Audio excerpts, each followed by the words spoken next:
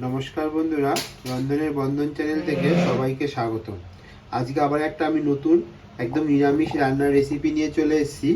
আজকে আমি ফুলকপি, আলু, মটর সব কিছু দিয়ে পনির দিয়ে একদম একটা নিরামিষ রান্না করে দেখাবো। কোনো পেঁয়াজ রসুনের কিচ্ছু ব্যবহার করব না, একদম নিরামিষ।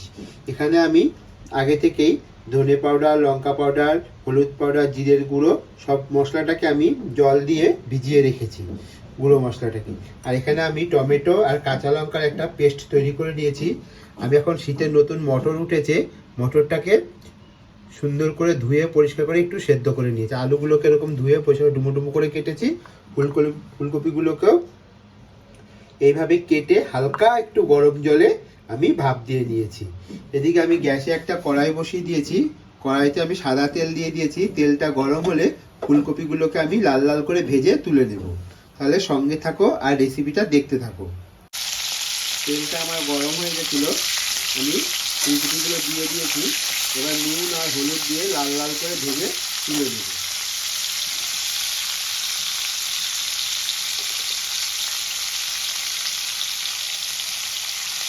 অল্প করে আমি হলুদ দিয়ে দেবো,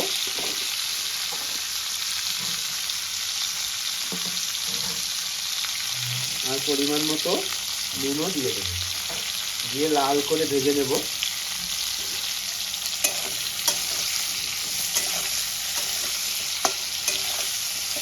গ্যাসের ফ্লেমটা আমি বাড়িয়েই দেবো। আমি ফুলকপিগুলো যখন গরম জলে ভাপ দিয়েছি, সামান্য একটু নুনও ফেলে দিয়েছিলাম, আর জলটা আমি ভালো করে ঝরিয়ে নিয়েছি। এইভাবে একবার রান্না করে খেয়ে দেখবা, গরম গরম ভাত, রুটি, পরোটার সঙ্গে শীতের দিনে খুব ভালো লাগে। ফুলকপিগুলো আমি লাল লাল করে ভেজে নিয়েছি। এবার আমি একটা বলের মধ্যে তুলে নেব। এবার আমি আলুগুলোকেও লাল লাল করে ভেজে তুলে নেব, দিয়ে দেবো নুন আর হলুদ। আলুগুলো আমার লাল করে ভাজা হয়ে গেছে। এবার আলুগুলোকে আমি একটা বলের মধ্যে তুলে দেব। আলু ভাজার পর তেল রয়ে গেছে, ওই তেলের মধ্যে আমি পনিরটা হালকা ফ্রাই করে নেব। পনিরটা আমি খুব বেশি ফ্রাই করব না, হালকা একটু লাল করে ভেজেই তুলে নেব। পনির খুব ভাজার দরকার পড়ে না। এবার আমি পনিরটা তুলে নেব। যথেষ্ট পরিমাণ তেল রয়ে গেছে, এই তেলের মধ্যে আমি গোটা জিরে আর তেজপাতা ফোড়নে দিয়ে দেবো। ফোড়নটা একটু ভেজে নেব 5 মিনিটের মতো। আর বেটে রাখা টমেটোটা দিয়ে দেবো।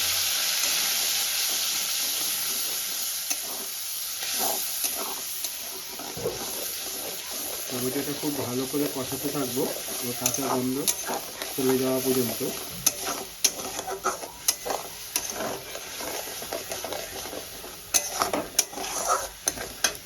গ্যাসের ফ্লেমটা আমি লো টু মিডিয়াম করে দিয়েছি। এবার খুব ভালো করে আমি টমেটোটা কষিয়ে নেব। মশলাটা খুব ভালো করে আমি কষাতে থাকবো।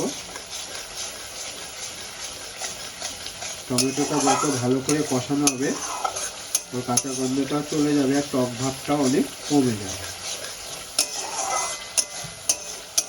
দেখো তেল ছাড়তে শুরু করেছে সাইড থেকে, মাত্র টমেটোটা আমার কষে গেছে। এবার আমি যে মশলাটা আগে থেকে ভিজিয়ে রেখেছিলাম, সেই মশলার পেস্টটা আমি দিয়ে দেবো।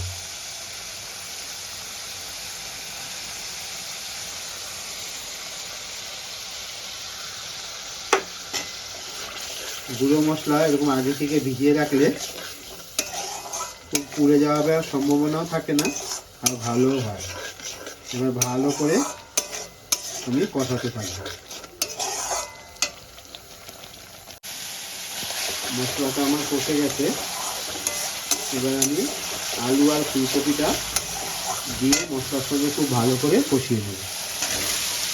আর সেদ্ধ করা মটরটাও এই সময় আমি অ্যাড করে দেবো। আমি সেদ্ধ করা মটরটাও দিয়ে মশলার সঙ্গে একই সঙ্গে আস্তে আস্তে কষাতে থাকবো।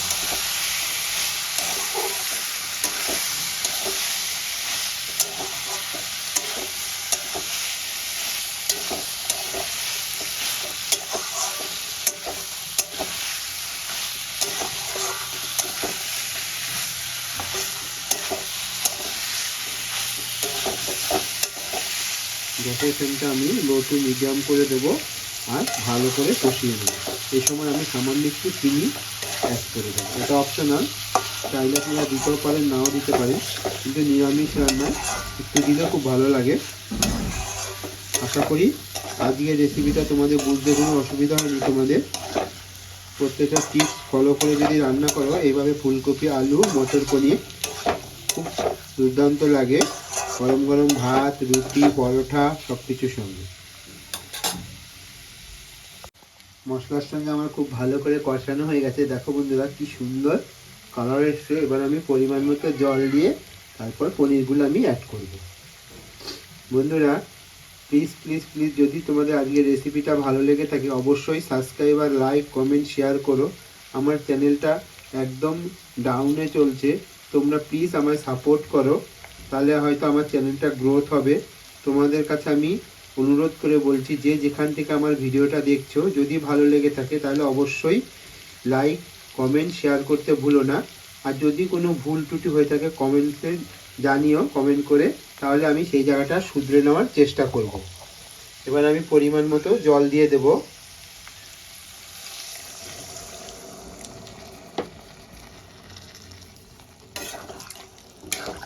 শীতের দিনে এরকম নতুন ফুলকপির সঙ্গে এইভাবে পনির আলু মটর দিয়ে রান্না করলে খুব ভালো লাগবে। আমি আরেকটু জল দিয়ে দেব, কারণ ঝোলটা তো আমার একটু ফুটবে। মোটামুটি 90% তো সেদ্ধ হয়ে গেছে, আর 10% মতন ফুটলে তারপরে আমি পনিরগুলো অ্যাড করব। এটা কিন্তু খুব বেশি ঝোল হবে না, খুব ঝোল হলে খেতে ভালো লাগবে না। এবার আমি ফুটতে দেব। ঝোলটা আমার ফুটে গেছে, এবার আমি ভেজে রাখা পনিরগুলো দিয়ে দেব পর।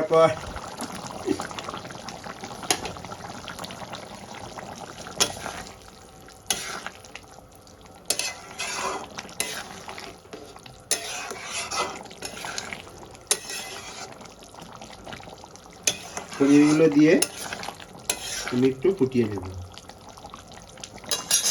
এই সময় আপনারা নুনটা আর ঝালটা চেক করে নেবেন। আমি উপর থেকে একটু ধনেপাতা কুচি দিয়ে নিয়েছি। এবার আমি গ্যাসের ফ্লেমটা বন্ধ করে দেবো আর একটা বলের মধ্যে আমি সার্ভ করে নেব। এখানে চাইলে আপনারা একটু গরম মশলাও দিতে পারেন, আমি ধনেপাতা দিয়েছি বলে আর গরম মশলা দিলাম না।